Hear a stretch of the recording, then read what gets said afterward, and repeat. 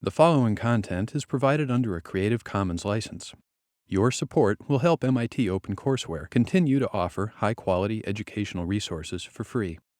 To make a donation or view additional materials from hundreds of MIT courses, visit MIT OpenCourseware at ocw.mit.edu.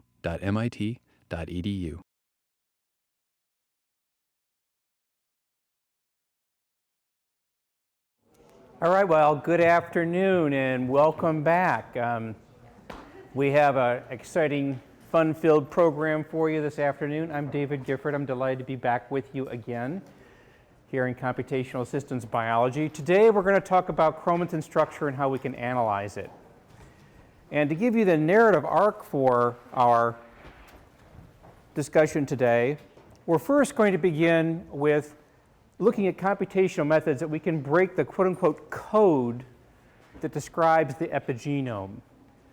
Now, epigenetic state is extraordinarily important, and one way you can visualize this is that the genome is like a hotel filled with lots of different rooms, and a lot of the doors are locked, and some of the doors are unlocked, and only in the doors that we can go into where the genome is open and accessible can there actually be work done, regulation performed, and transcripts and proteins made. So we're going to talk about how to actually analyze epigenetic state.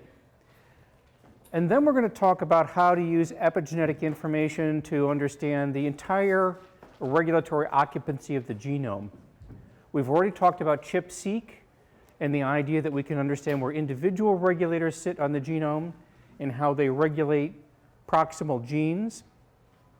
We're now going to see if we can learn more about the genome, how its state, whether it's opened or closed, is it self-regulated, and answer a puzzle. The puzzle is, if there are hundreds of thousands of possible binding locations that are equally good for a regulator, why are only tens of thousands occupied? And how are those sites picked? Because that level of regulation is extraordinarily important to establish a basal level of what genes are accessible and operating. And finally, we're going to talk about how we can map which regulatory regions in the genome are affecting which genes. It turns out that about 1/3 of the regulatory sites in the genome skip over a gene that's closest to them to regulate a gene that's farther away. And given, this is a mammalian genomes, and so given that rough approximation, how is it that we can make connections between regulatory sites and the genes that they control? Now, in computational systems biology, we always talk a lot about biology, but we also need to reflect upon the computational methods that we're bringing to bear on these questions. And so today, we're going to be talking about three different methods. We'll talk about dynamic Bayesian networks as a way to approach understanding the histone code. We'll talk about how to classify factor binding using log likelihood ratios. And finally, we'll turn to our friend the hypergeometric distribution to analyze which locations in the genome are interacting with one another. So let's begin with establishing a vocabulary. I'm sure some of you have seen this before. This is the way that chromatin can be thought of being organized at different levels. There's the primary DNA sequence, which can include methylated CpGs. That's cysteine, phosphate, guanine. And the nice thing about that is that it's symmetrical, so that when you have a CpG, a methyltransferase during DNA replication can copy that methyl mark over. So it's a mark that's heritable.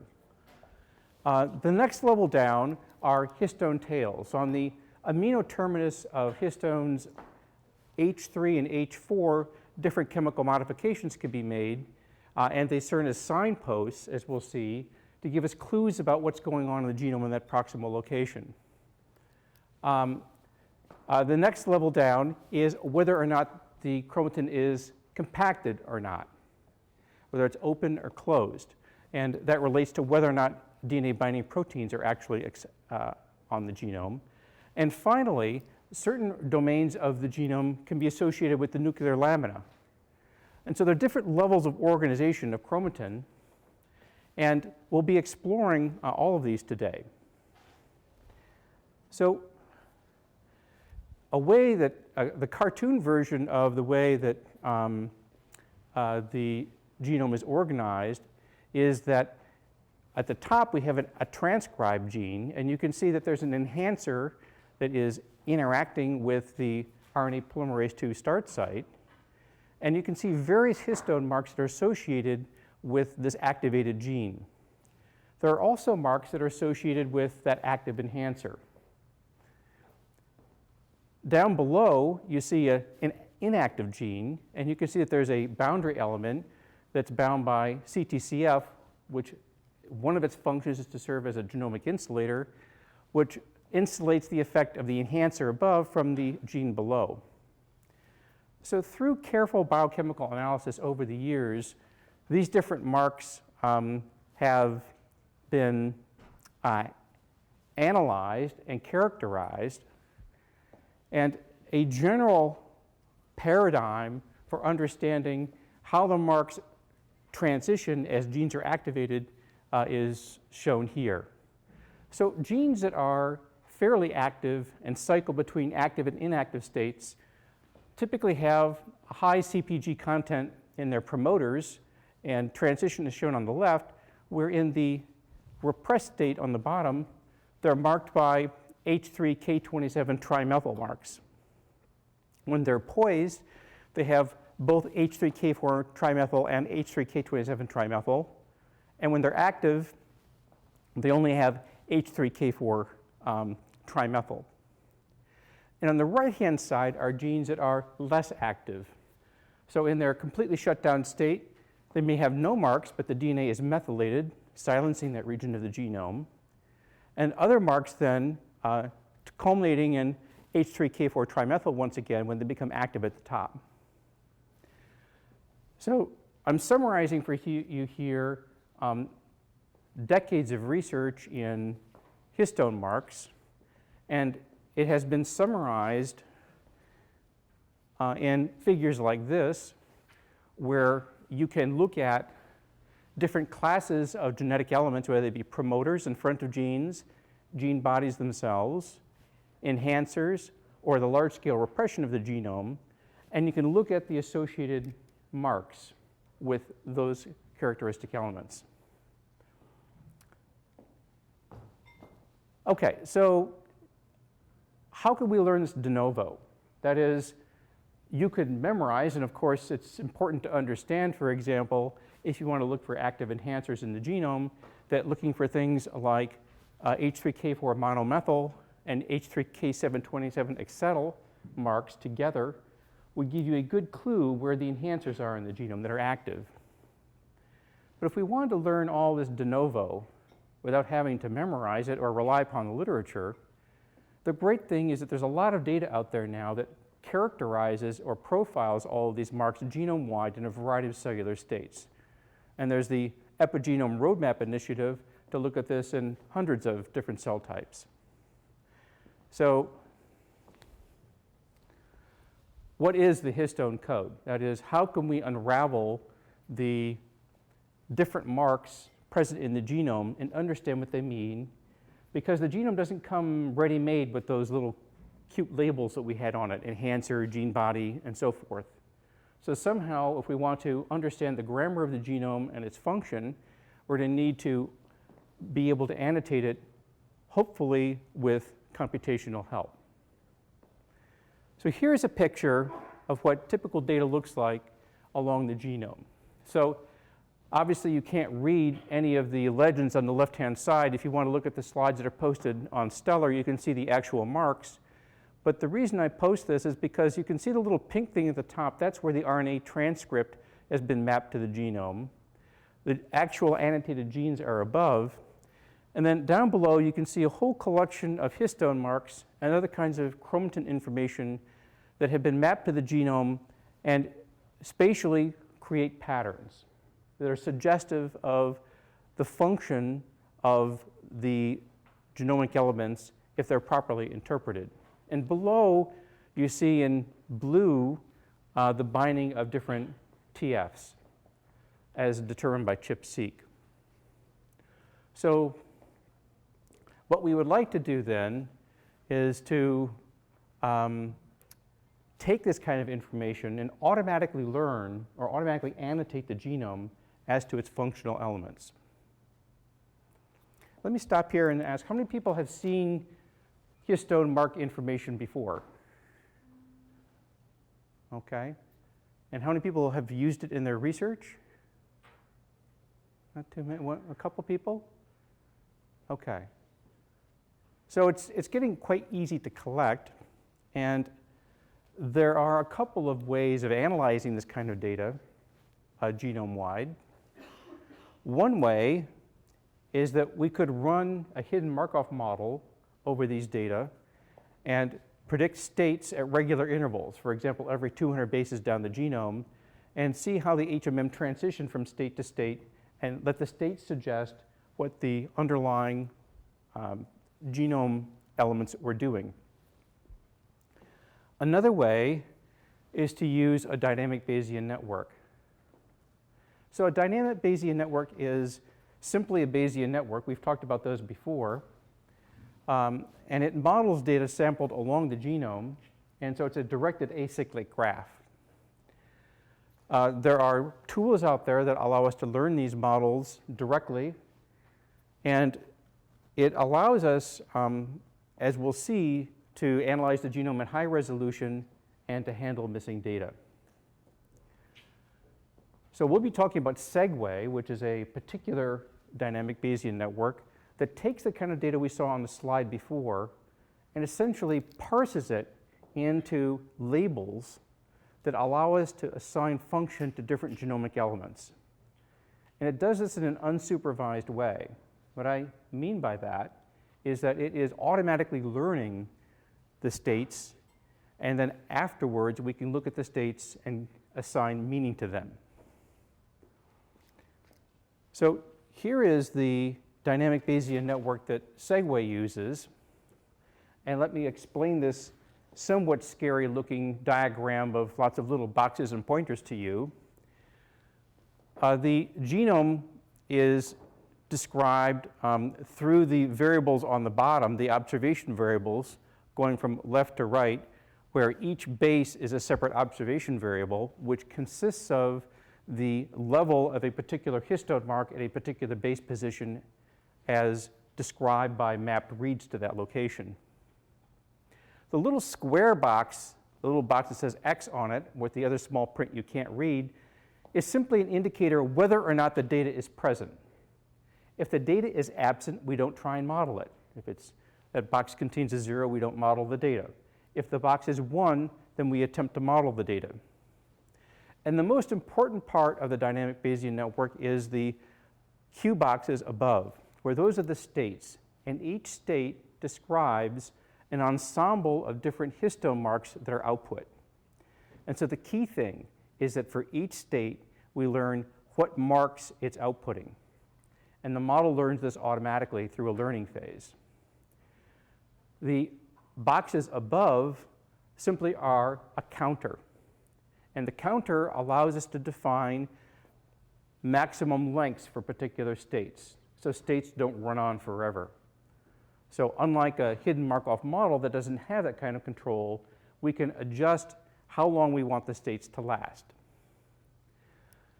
So this model, if you turned it 90 degrees and rotated it clockwise, would be more familiar to you because it would be all the arrows would be flowing from the top of the screen down. There are no cycles in this directed acyclic graph, and therefore it can be probabilistically viewed and learned in the same framework that we learn a Bayesian network. In fact, it is a Bayesian network.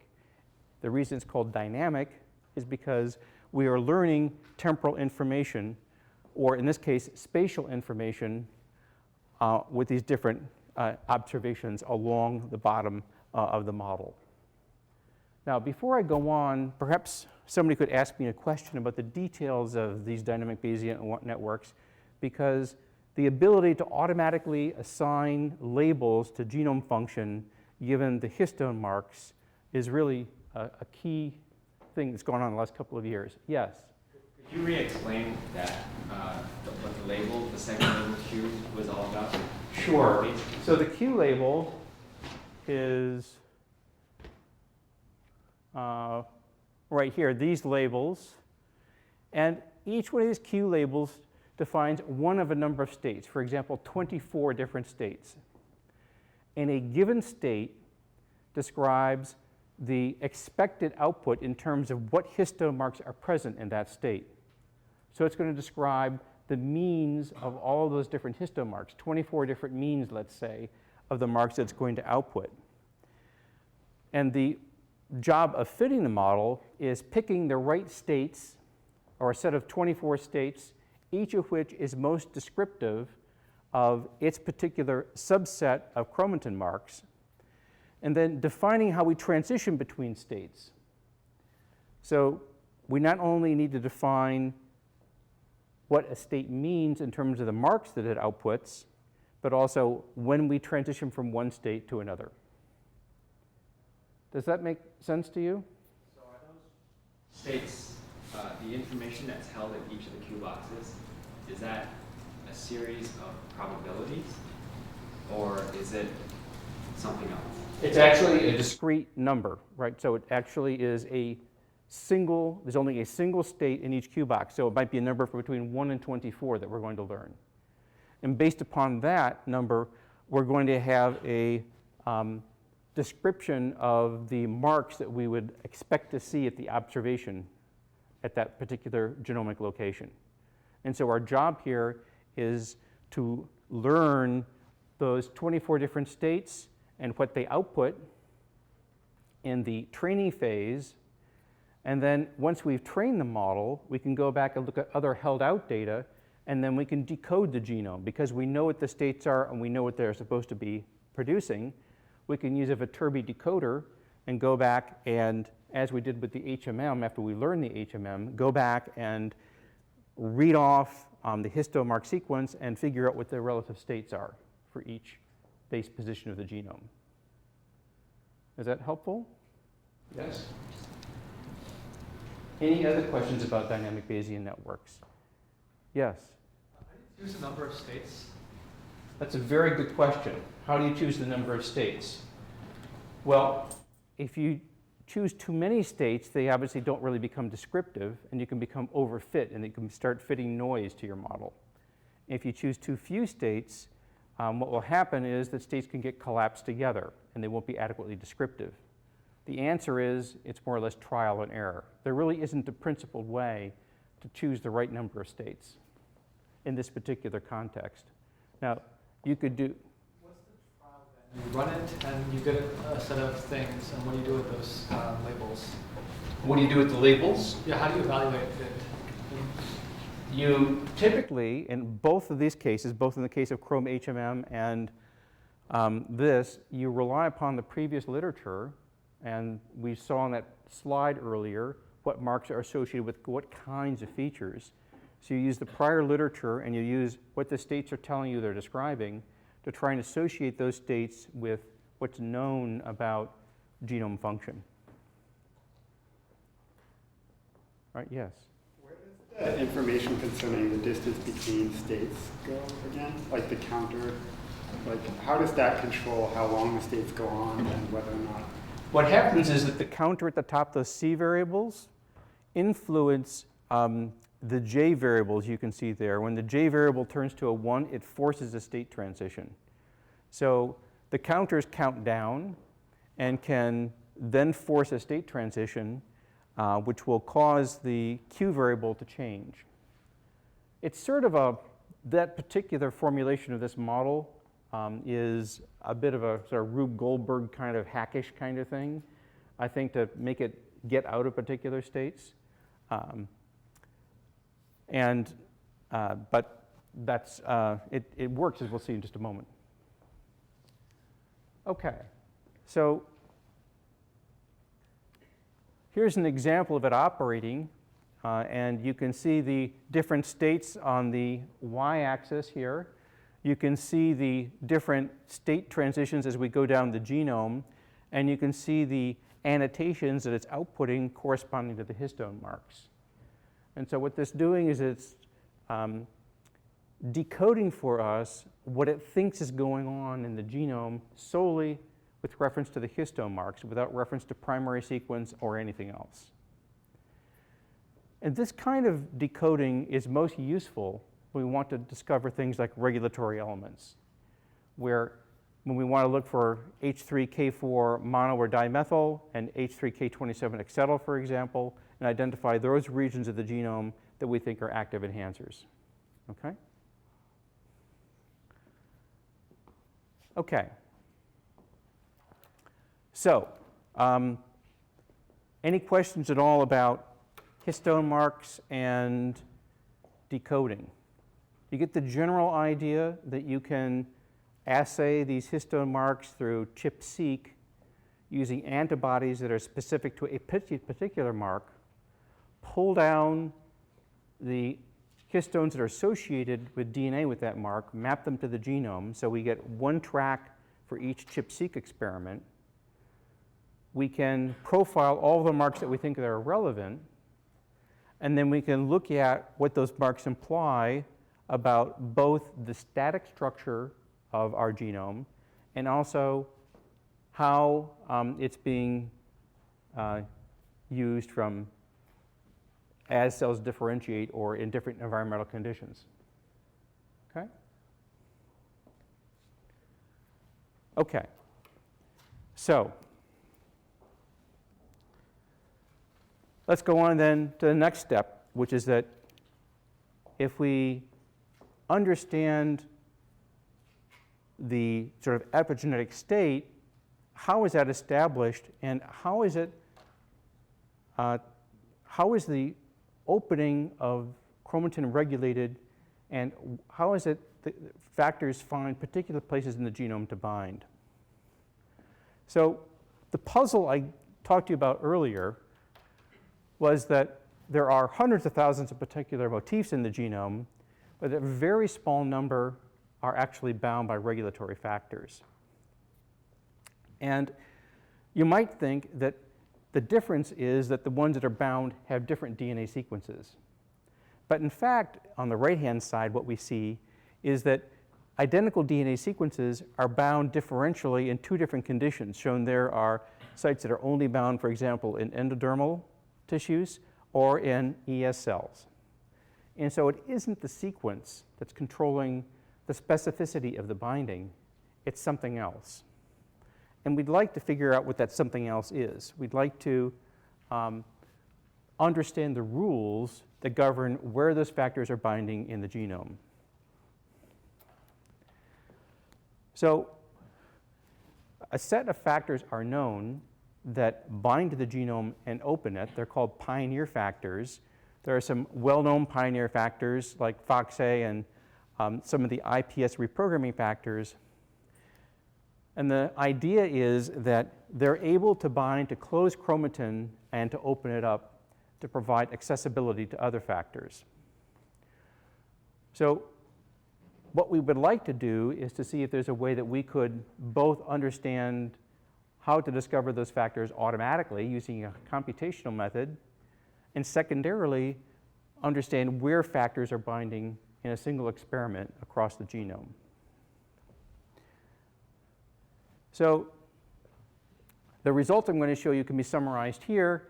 I'm going to show you a method called PIQ that can predict where TFs bind from DNA-seq data. I'll describe in a moment.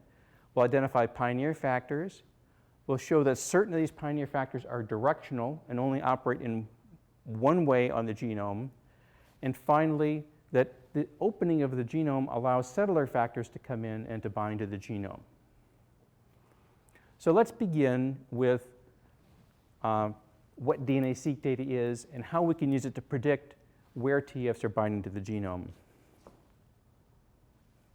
So DNA-seq is a methodology for exploring what parts of the genome are open. So here's the idea. You take your cell and you expose it once you've isolated the chromatin to DNase 1, which will cut or nick DNA at locations where the DNA is open. You then can collect the DNA, size separate it, and sequence it, and thus you're going to have more reads where the DNA has been open and less reads where it's protected by proteins. So the cartoon below gives you an idea that where there are histones, each histone has about 147 bases of DNA wrapped around it, or where there are other proteins hiding the DNA, you're going to cast shadows on this. So we're going to be looking at the shadows and also the accessible parts by looking directly at the DNA-seq reads. So if we sequence deeply enough, we can understand that each binding protein has its own particular profile of protection. So if you look at these different proteins, they cast particular shadows on the genome. I'm showing here a window that's 400 base pairs wide. This is the average of thousands of different binding instances. So this is not one binding instance on the top row. You can see how CTCF and other factors have particular shadows they cast, or profiles. Yes? How do you know which factor was at which site if you're just sequencing the DNA? How do we know which factor is at which site? By the motifs that are under the site. And what's interesting about CTCF is you can actually see how it phases the nucleosomes. You can see the sort of periodic pattern in CTCF. And those dips are where the nucleosomes are. There's a lot you can tell from these patterns about the underlying molecular mechanism of what's going on. Now, you can see at the very bottom the aggregate CTCF profile. And if all the CTCF binding sites looked like that, it'd be really easy. But above it is I've shown you what an individual CTCF site looks like. You can see how sparse it is. We just don't get enough read density to be able to recover a beautiful protection profile like that. So we're always working against a lot of noise in this kind of biological environment. And so our computational technique will need to come up with an adequate model to overcome that noise. But if we can, right, the great promise is that with a single experiment, we'll be able to identify where all these different factors are binding to the genome from one set of data. So just reiterating now, if you think about the input to this algorithm, we're going to have three things that we input to the algorithm. We input the original genome sequence. We input the motifs of the factors that we care about, that we think are interesting. And we input the DNA-seq data that has been aligned to the genome. So those are the three inputs. And the output of the algorithm is going to be the predictions of which motifs are occupied by the factors, probabilistically. And in order to do that, for each protein, we need to learn its protection profile. And we need to score that profile against each instance of the motif to see whether or not we think the protein is actually sitting at that location in the genome. Any questions at all about that?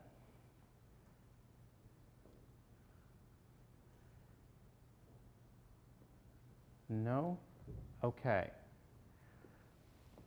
Don't hesitate to stop me. So the design goals for this particular computational algorithm, as I said earlier, is resistance to low coverage and lots of noise, to be able to handle multiple experiments at once. It has to work on the entire mammalian genome. It has to have high spatial accuracy, and it has to have good behavior in bad cases. So in order to model the underlying redistribution of the genome, what we're going to do is something that is in principle quite straightforward, which is that we're going to model all the counts that we see in the genome by a Poisson distribution. So at each base of the genome, the counts that we see there in the DNA-seq data are modeled by a Poisson, and this is now assuming that there's no protein bound there. So what we're trying to do is to model the background distribution of counts without any kind of binding. And the log rate of that Poisson is going to be taken from a multivariate normal. And the particular structure of that multivariate normal provides a lot of smoothing. So we can learn from that multivariate normal how to fill in missing information. It's very important to build strength from neighboring bases. So even though we may not have lots of information for this base, if we have information for all the bases around us, we can use that information to build strength to estimate what we should see at this base if it's not occupied. So the details of how we learn the mean and the sigma matrix you see up there for estimating the multivariate normal are outside the scope of what I'm going to talk about today. But suffice to say, they can be effectively learned. And the second thing we need to learn are these profiles. And so each protein is going to have a profile, here shown 400 bases wide, and it describes how that protein, so to speak, casts a shadow on the genome. And we judge the significance of these profiles. And remember that one of my points was I wanted this to be robust. So I will not make calls for proteins where I cannot get a robust profile that is significant above background. And I also exclude the middle region of the profile because it's been shown that the actual cutting enzymes are sequence specific to some extent. The DNA is one cutting enzyme. And so we don't simply want to be picking up sequence bias in our profile. So we learn these profiles that describe for each particular motif. And typically, we can take in hundreds of motifs, over 500 motifs at once. For each motif, what its protection looks like.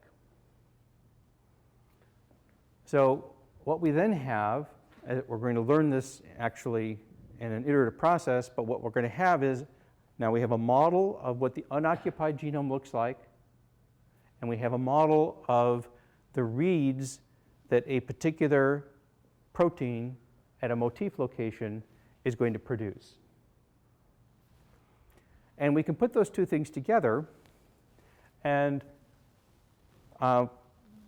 the way that we do that is that we have a binding variable shown there as delta, and we can either add or not add the binding profile of a particular protein at a location in the genome. And that will change the expected number of counts that we see. So the key part of this is that we use a likelihood ratio shown as the second probability. It's not really a probability, it's a ratio, which is the probability of the counts given that a protein J is binding at that location versus the probability of the counts where it's not binding. And that quantity is key because it's going to be, once we log transform it, will be a key component of our test statistic to figure out whether or not a protein is binding at a particular location. And so the way that we go about that is that we log that ratio and we add it to some other prior information that gives us a overall measure for whether or not the protein is binding at a particular location, and then we can rank these for all the motifs for that particular protein in the genome. And then we can make calls using a null set. So we can look in the genome for locations that we know are not occupied, compute a distribution of that statistic, and then we can say, for what values of this statistic that we observe at the actual motif sites, is it so unlikely that this would occur at random, at some desired p-value, by looking at the area and the tail of the null set. So just summarizing, we learn a background model of the genome, which is a Poisson that takes log rates from multivariate normal. We learn patterns or profiles of protection or the production of reads for each motif. And at each motif location, we ask the question whether or not it's likely that the protein was there and actually caused the reads that we're seeing using a log likelihood ratio. So what we're integrating together when we take all these things is that we're taking our original DNA-seq reads, we're taking our TS-specific binding profiles, we can build strength across experiments for the background model, and we can also learn to what extent the strength of binding is influenced by the match of the position specific weight matrix to a particular location in the genome. And then we can produce binding calls. And when we do so, it works quite well. So here you see 3 different mouse ESO factors, and the area under this receiver operating curve, we've talked about this before. Remember, a receiver operating characteristic curve has this false positives increasing on the x-axis and true positives increasing on the y-axis. And if we had a perfect method, the area under that curve would be 1.0. And so for this method, the area under the ROC curve for these 3 factors using ChIP-seq data is the absolute gold standard, is over 0.9. And you might say, well, that's great, but how well does it work in general? I mean, for example, if you took the ENCODE project has used hundreds and hundreds of ChIP-seq experiments to profile where factors are binding in different cellular states. If you take the DNA-seq data from those matched cell types and you ask, can you reproduce the ChIP-seq data? The answer is, a lot of the time we can using this kind of methodology. That is, the AUC mean is 0.93 compared to 313 different ChIP-seq experiments. So this methodology of looking at open chromatin allows us to identify where lots of different factors bind to the genome. And we can, about 75 different factors are strongly detectable using this methodology. So it's detectable if it has a strong motif, if it binds in DNase accessible regions, and it has strong DNA binding affinity. So I tell you this just so that you know that there are new methods coming that allow us to take a single experiment and analyze it and determine where a large number of factors bind from that single experimental data set.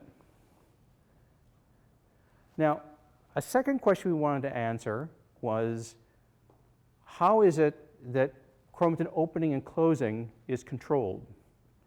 And since we had a direct readout of what chromatin is open, because reads are being produced there, we could look in an experimental system where we measured chromatin accessibility through developmental time. And the idea was that as we measured this accessibility, we could look at the places that changed and determine what underlying motifs were present that perhaps were causing the genome to undergo this opening process. So we developed an underlying theory that pioneer factors would bind to closed chromatin as shown in the middle panel and open it up. and that we could observe those by looking at the differential accessibility of the genome at 2 different time points that were related. And we couldn't observe pioneers that didn't open up chromatin. And for non-pioneers, obviously in the left-hand panel, they would not, in our design here, lead to increased accessibility. So we then looked at designing computational indices that measured the, question, yes? Pioneer factors, are you looking at what proteins are pioneer factors, or are you looking at what sequences they bind to that are used as So the question is, are we looking at what proteins are factors? Are we looking at what sequence, right? What we're doing is we're making an assumption that the underlying sequence denotes one or more proteins, and thus we are hypothesizing that it's the proteins that are actually binding to the sequence that's causing that. And then later on, we'll go back and test that experimentally, so I'll see you in a second. Okay? So here, there are 3 different metrics, which is the dynamic opening of chromatin from one time point to the next, the static openness of chromatin around a particular factor, and a social index showing how many other factors are around where a particular factor binds. And you can see that these things are distributed in a way that certain of the factors have a very high index in multiple of these scores. And thus, we were able to classify a certain set of factors as what we classified as computational pioneers that would open up the genome. Now, in any kind of computational work, we're actually looking at correlative analysis, which is never causal, right? So we have to go back and we have to test whether or not our computational predictions are correct. So in order to do that, we built a test construct where we could put the pioneers in on the left-hand side and ask whether or not the pioneer would open up chromatin and enable the expression of a GFP marker. And the red bars show the factors that we thought were pioneers. And as you can see, in this case, all but one of the predictive pioneers produces GFP activity.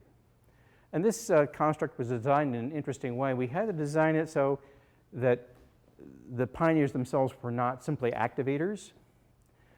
And so it was upstream of another activator, which is a retinoic acid receptor site.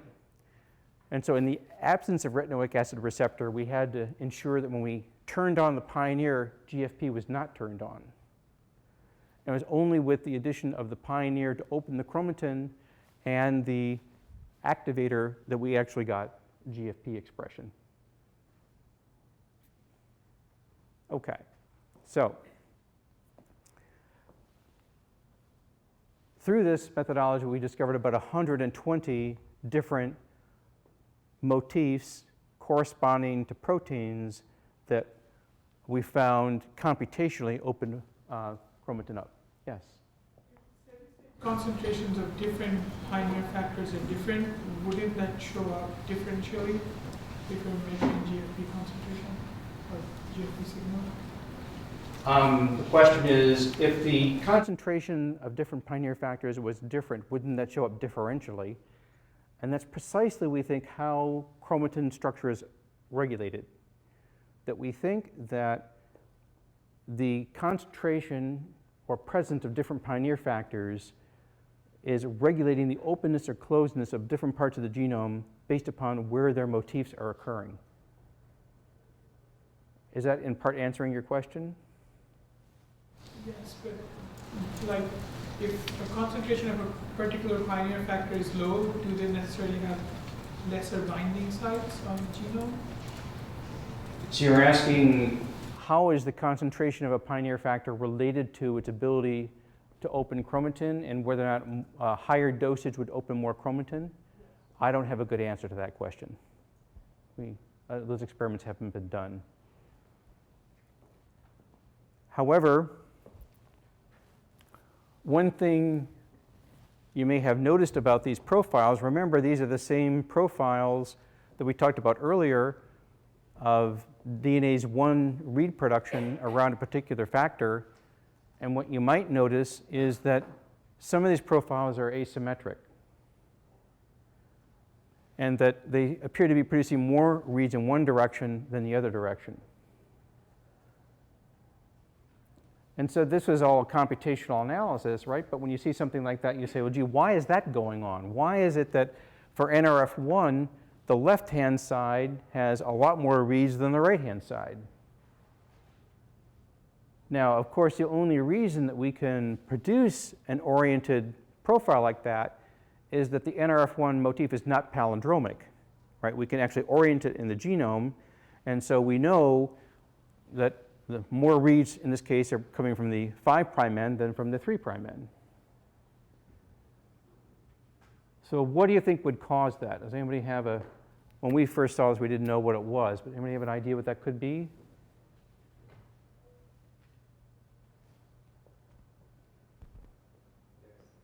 Oh, yes. The remodelers that these transcription factors are calling in tend to open the chromatin more on one side of the motif than the other. Right, so if the remodelers are working in some sort of directional way, right? So that's what we thought. We didn't know whether they were or not. And so we went back to our assay and we tested the motifs both in the forward and the reverse direction, right? To see whether or not it mattered which way the motif went into the construct based upon selecting factors based upon an asymmetry score that we computed for their read profile, right? And what we found was that, in fact, it was the case that when the motif was properly oriented, it would turn on GFP, and was oriented the other direction, it would not.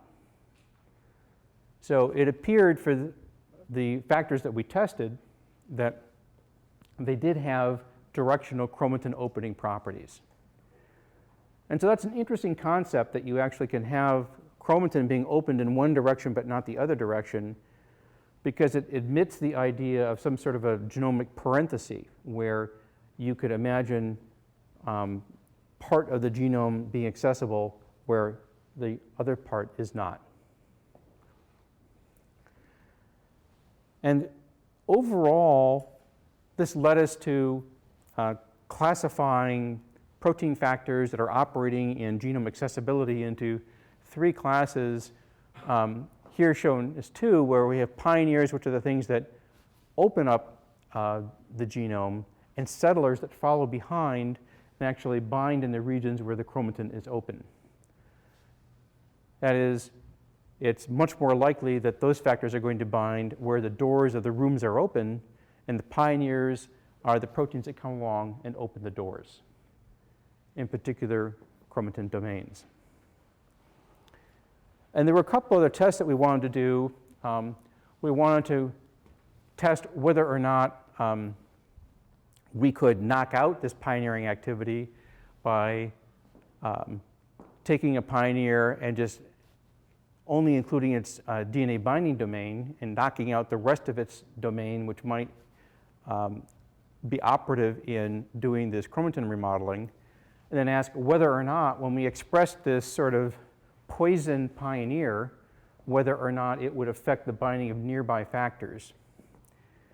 And in fact, when you do express this sort of poison pioneer, it does reduce the binding of nearby factors. Here we have a dominant negative for NFYA and dominant negative for NRF1. It reduces the binding of nearby factors. And finally, we wanted to know if we included a dominant negative for the directional pioneer, if it actually would preferentially affect the binding of sites on one side of its binding occurrences or the other side. And so we looked at mixed sites that were oriented with respect to NFYA, and when we add the NFYA, you can see that it actually, the negative NFYA, when the mixed site is downstream of where we think NFYA is opening up the chromatin, the binding is substantially reduced. Whereas when the mixed site is not on the side where we think that NFYA is opening, it doesn't really have an effect. So this is further confirmation of the idea that in vivo, these factors are actually operating in a directional way. Now I tell you all this because, we do a lot of computational analysis, and it's important to follow up and understand what the correlations tell us. So when you do computational analysis and you see a very interesting pattern, the thing to keep in mind is what kind of experiment can I design to test whether or not my hypothesis is correct or not. We also did an analysis across human and mouse data sets and found that for a given motif and thus protein family, it appeared that the chromatin opening index was largely preserved evolutionarily, so that there are similar pioneers between human and mouse.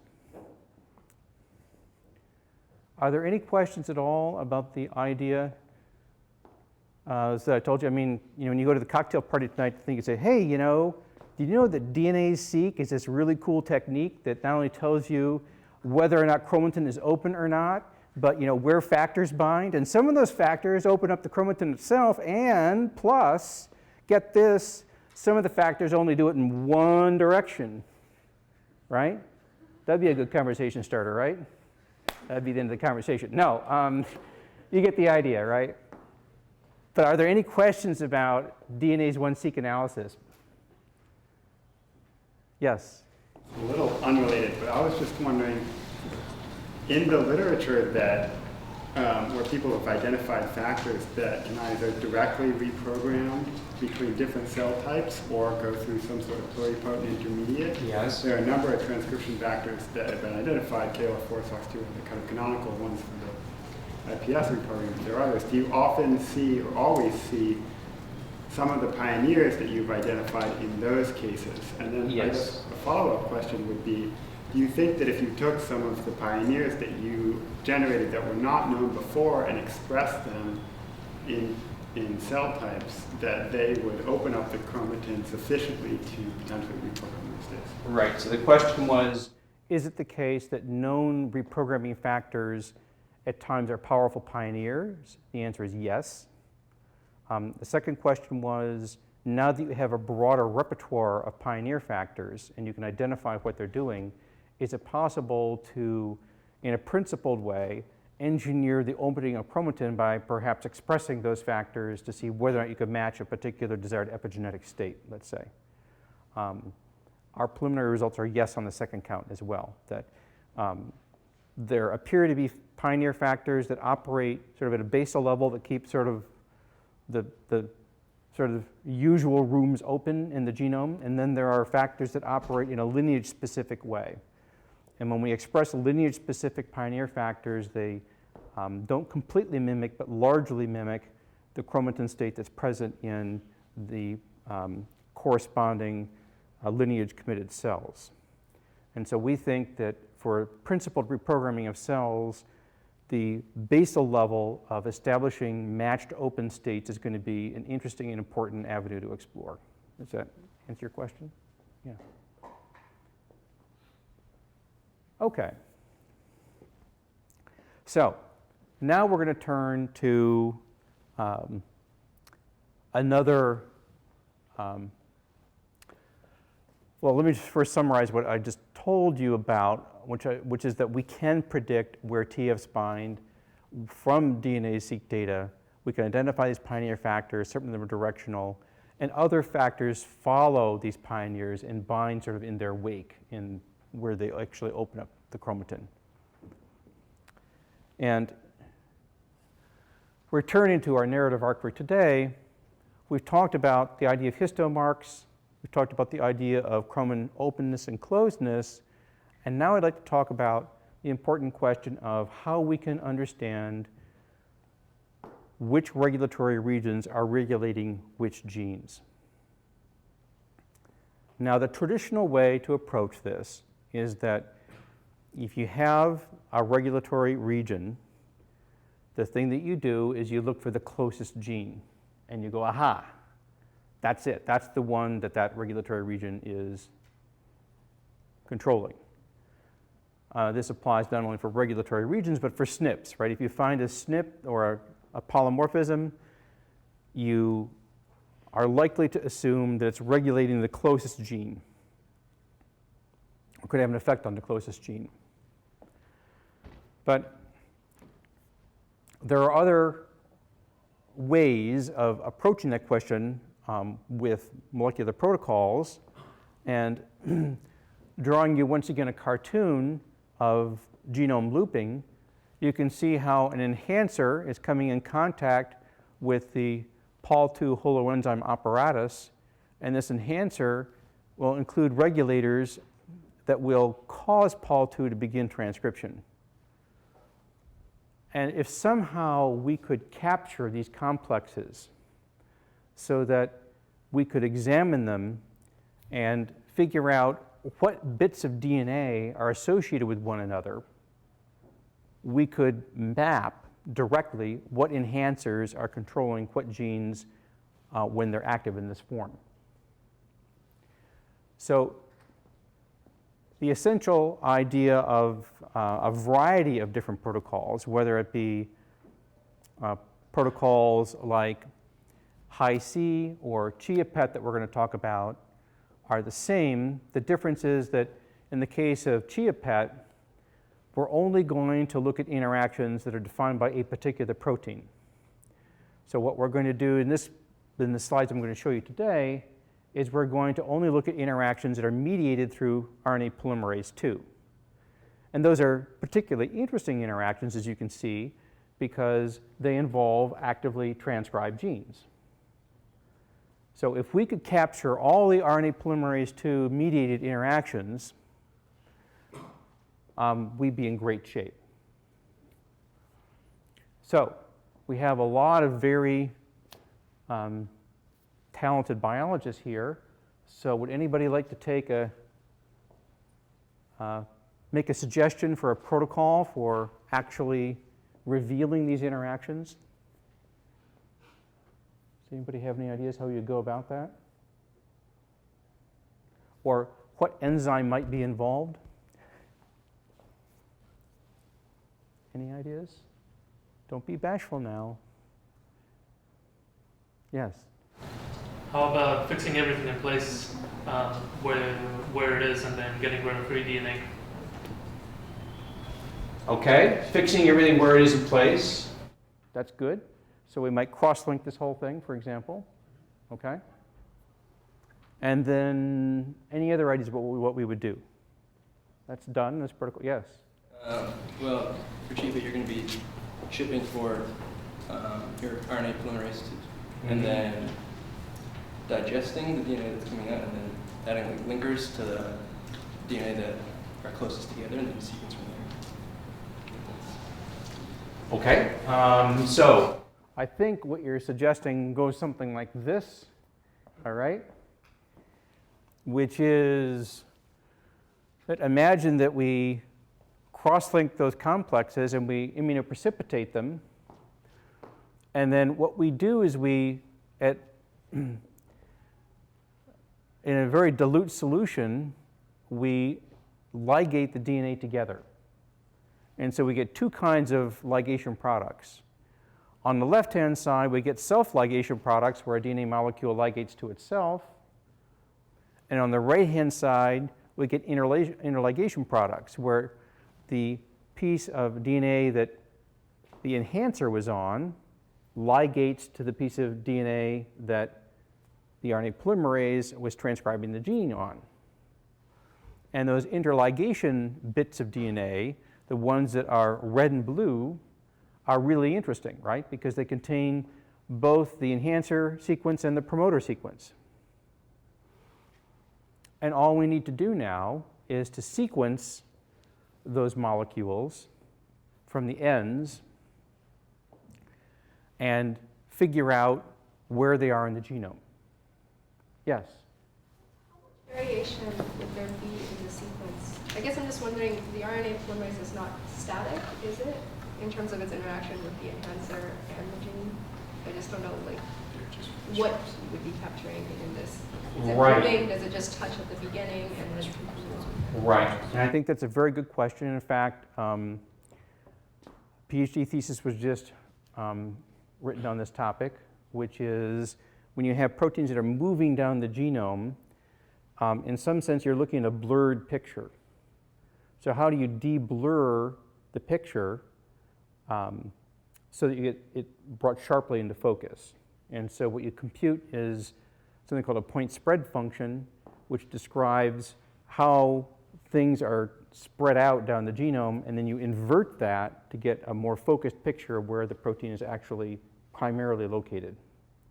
But you're right, things like RNA polymerase II are not thought of as point binding proteins. They're actually proteins in motion most of the time when they're doing their work. That it's polymerizing, does that mean that it's still continually bound to the enhancer? No, although I don't think we really understand all of the details of that mechanism. But suffice to say that what I can do is I can start showing you data, and from the data we can try and understand the underlying mechanism. These are all great questions, right? Yes? Sonication and then ligation, you're going to get like a lot of like random ligation, right? A lot of random ligation? Yeah, between like DNA sequences that aren't, I guess, as close, or that you shouldn't really be ligating certain things. Well, this picture is a little bit deceiving, right? Because there's actually another complex just like the one at the top right to its left, right? And you could imagine those things ligating together. And so now you're going to get ligation products that are noise, that don't mean anything. You just throw those out, I guess. Well, the problem is you don't know which ones are noise and which ones aren't, right? Now, there are some clever tricks you can play. One clever trick is to change the protocol to do these kinds of reactions, not in solution, but in some sort of gel or other thing that keeps the products apart. The other thing you can do is estimate how bad the situation is. And how might you do that? What you do is you take one set of, you take your original preparation and you split it into two, okay? And you color this one red and this one blue, all right, using linkers, right? And then you put them together and you do this reaction. And then you ask, how many molecules have the red and the blue linkers on them? And then you know those are bad ones because they actually came from different complexes, right? And so by estimating the amount of quote-unquote chimeric products you get from that split and then recombined approach, you can optimize the protocol to reduce the chimeric production rate. Current chimeric production rates are about 20%, something of that order, okay? Used to be 50%, that's really bad, okay? So you can try and optimize that. Now, if the protocol has these issues, you have a moving protein that was brought up here, right, that you're trying to capture. You've got a lot of noise coming from the background of these reactions, right? Why are we doing this?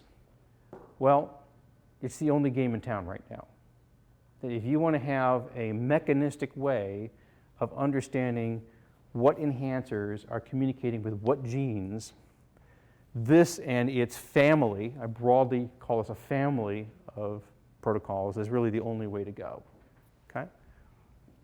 The interesting thing is that when you do, you get data like this.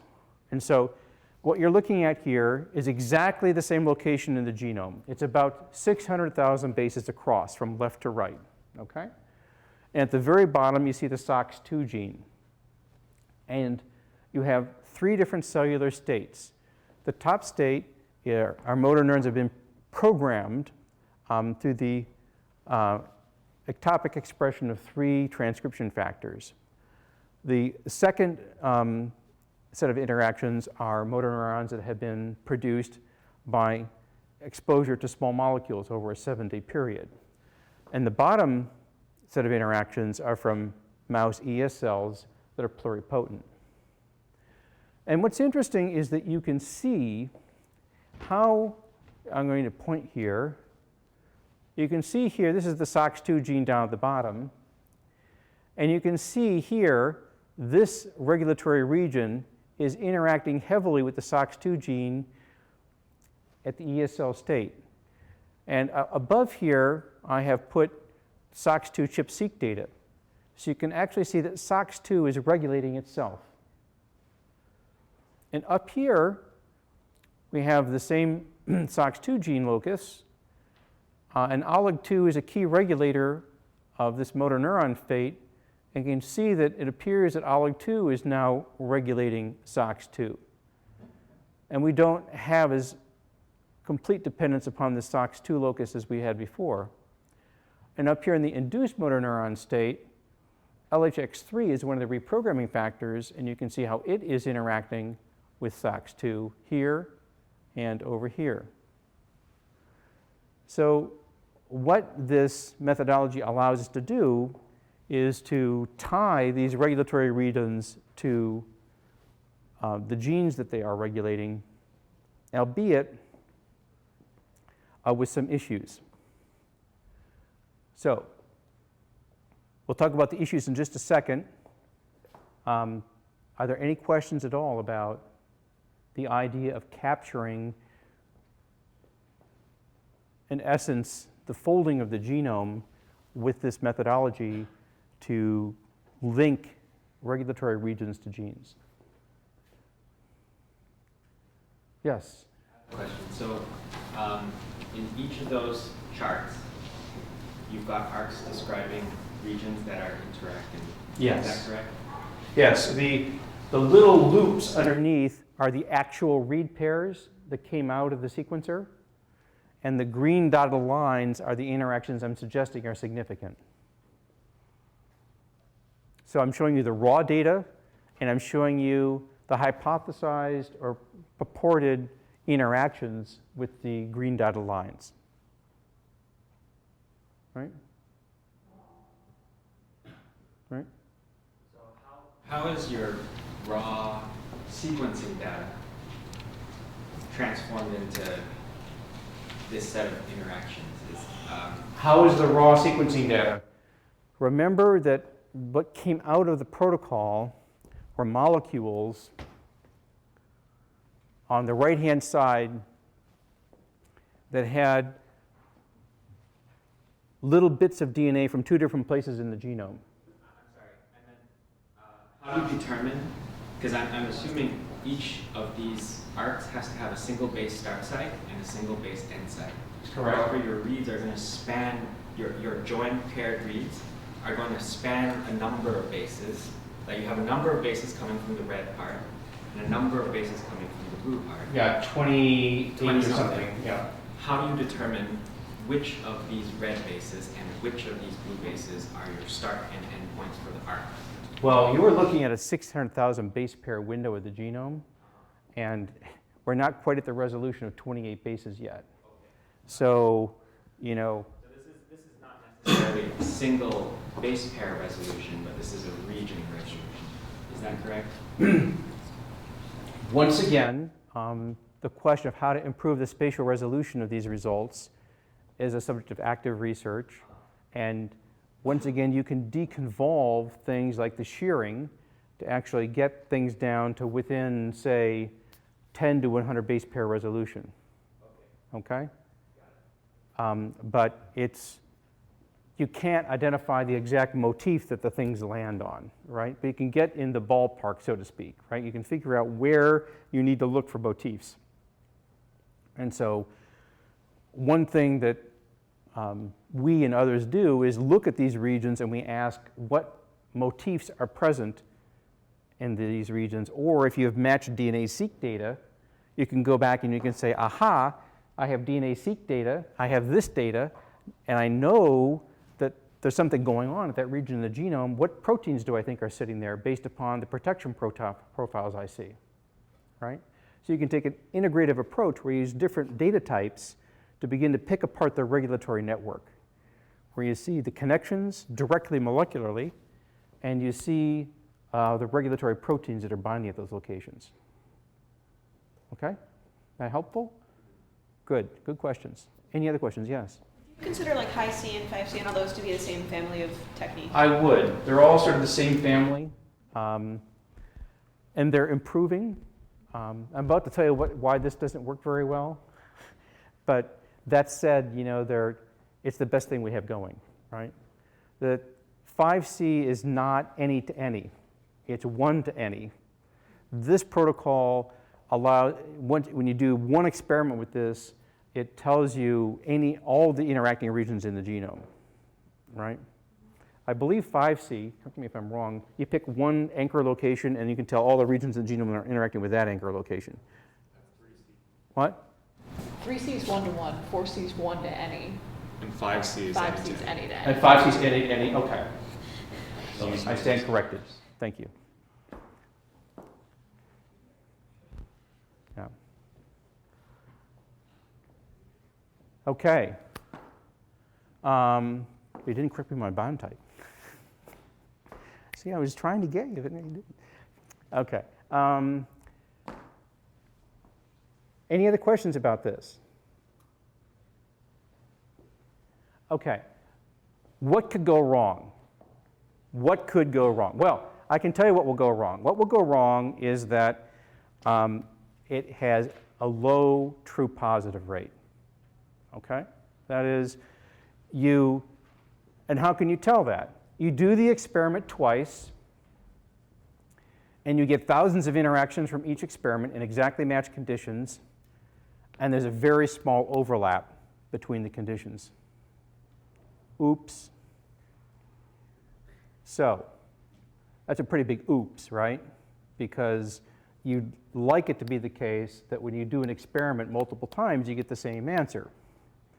So let us just suppose that you get, 10,000 interactions in experiment 1, 10,000 interactions in experiment 2, but only 2,000 of them are the same.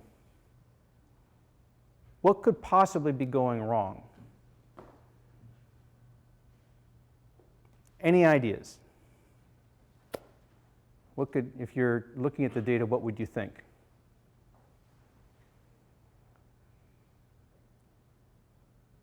Well, yeah. Be really high, so you're just seeing a couple of things that are above the background, and they don't necessarily It may overlap. be that it's just tough to get these interactions out, and so you got a lot of background trash, and the things that are significant are tough to pick out. Yeah. Maybe it's a real biological noise issue. So rather than the technique, actually at any given time, the interactions are so diverse that when you take a snapshot, you can't get the same. I like that explanation because it's very pleasing and makes me feel good. Now, I would be hopeful that would be true, that there's enough biological noise that that's actually what I'm observing. It doesn't make me feel too warm and fuzzy, but I'd go with that, right? The other thing you might think is, gee, if we just sequence that library more, we get more interactions out of them, right? So you go off and compute the library complexity of your library, and you go, oops, that's not going to work. That there just isn't enough diversity in the library, meaning that the underlying biological protocol did not produce enough of those interesting interligation events to allow you to reveal more information about what's going on. Okay? Now, if I asked you to judge the significance of an interaction pair here, let's think about this using what we know already from the subject, okay? So I'm going to draw a picture. So I have my genome. And let's just say that I have a location CA and a location CB, and I have a pile of ends that wind up in those two locations, okay? And what I would like to know is, and I have, let me just see what variable I used for this. And I have a certain number of interactions between A and B. That is, I have a certain number of reads that cross between these two locations in the genome. And I'd like to know whether or not this number of reads is significant. Okay? How could I estimate that? Any ideas? Oh, I'm also going to tell you that n is the total number of read ends observed. Okay? Well, here's the idea. I've got n total read ends, right? I've got CA read ends here. I've got CB read ends here. And I have IAB that are overlapping. So now, this is just our old friend, the hypergeometric, right? We can ask, what is the probability of that happening at random? This many interactions or fewer would happen at random. And if it's very unlikely, we would reject the null hypothesis and accept that there's really an interaction going on here. Okay? So just to be more precise about that, this is what it looks like. You've seen this before, that the probability of those interactions happening in a null model, given a total number of interactions n and CA and CB, is given by the hypergeometric. Okay? So that's one way of going about assessing whether or not the interactions we see are significant. Now, let me ask you a slightly different question, right? Imagine that I have, and I'm being very generous here, imagine that I have two experiments. That's the wrong size bubbles. Don't want to mislead you. One of your friends comes to you and says, I've done this experiment twice, okay? And each time I get 1,000 interactions. So each one gives you 1,000, let's say.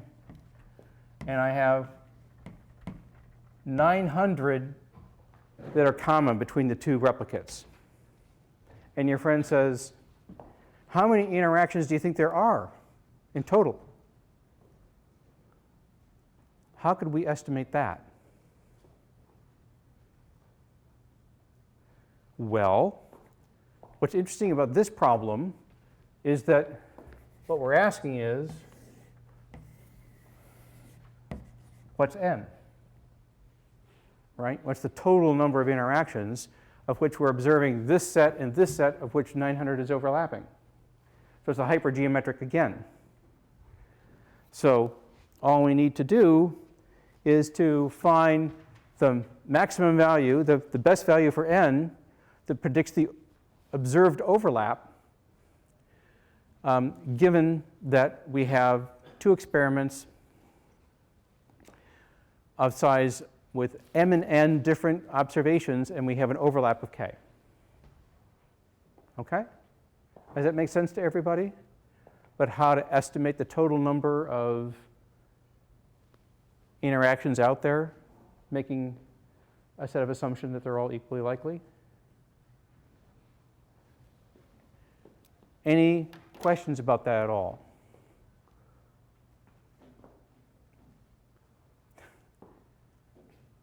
Okay, and just so you know, you can approximate this way, which is that the maximum likelihood estimate of the total number of interactions is approximately n times n over k, as seen by the approximation on the bottom. Okay? just so that you can approximate how many things are out there that you haven't seen when you've done a couple replicates. Okay, you guys have been totally great. We've talked about a lot of different things today in chromatin architecture and structure, sort of the DC to light version of chromatin structure and architecture in one lecture. Next time, we're going to talk about building genetic models of EQTLs, and the time after that, we're going to talk about human genetics. Thank you so much. Have a great long weekend. We'll see you next Thursday.